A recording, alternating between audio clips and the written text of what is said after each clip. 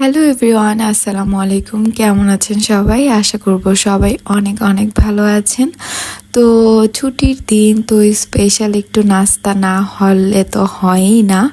তো যেই ভেবেছিলাম সেই কাজ করে ফেলাম। আজকে আমার আম্মুর মতো করে আলু ভাজি করেছি। এই পানির মতো ঝোল ঝোল থাকবে একটু আলু ভাজিটা, আমাদের খুবই ফেভারিট।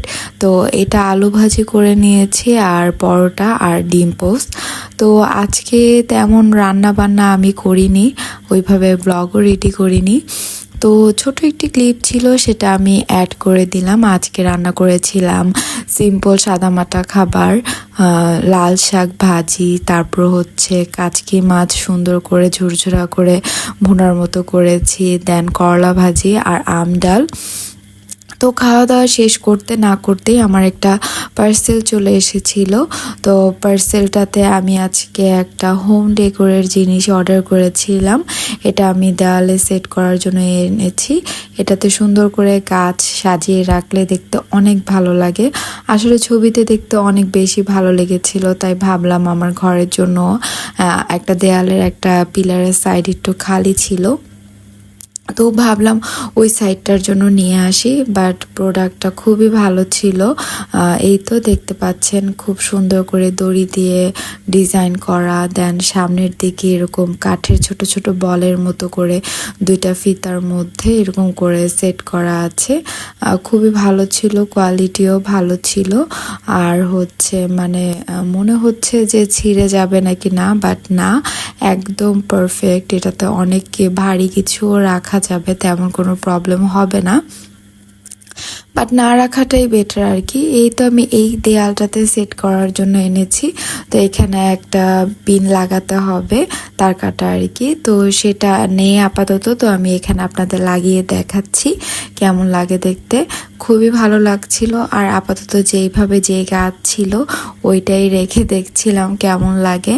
না, খুবই ভালো লাগছিল, আমার নিজের কাছে অনেক ভালো লেগেছে। তো নিজের ঘরের জিনিস নিজের কাছে ভালো লাগলে তো ব্যাপারটা অন্যরকম। তো বিকেলের দিকে আমি একটু সুন্দর করে আম ভর্তা বানাচ্ছিলাম। আসলে বিকেলবেলা তো একটু চা নাস্তা হলেই ভালো লাগে, বাট আজকে ভাবলাম একটু, যেহেতু একটু রোদ উঠেছে, তো একটু মজা করে আম ভর্তা বানাই। শুকনো মরিচ আর টালতে ইচ্ছে করছিল না, তাই কাঁচা মরিচ দিয়ে মেখে মজা করে আম ভর্তা বানিয়ে ফেলছি। এখানে একটা আম ছিল, ওইটাকে ভালো মতো গ্রেট করে দেন একটু চিনি দিয়ে মজা করে আম ভর্তাটা বানিয়ে ফেলেছিলাম। আমার তো কাঁচা আম, আমার কেন, আমার মনে হয় সবারই কাঁচা আমের ভর্তাটা খুবই ভালো লাগে। সেরকমটা আমাদের কাছেও খুবই ভালো লাগে। মাখানো দেখি এখন আবার খেতে ইচ্ছে করছে। আসলে আম ভর্তা, টক জাতীয় জিনিসগুলো খুব ভালো লাগে খেতে।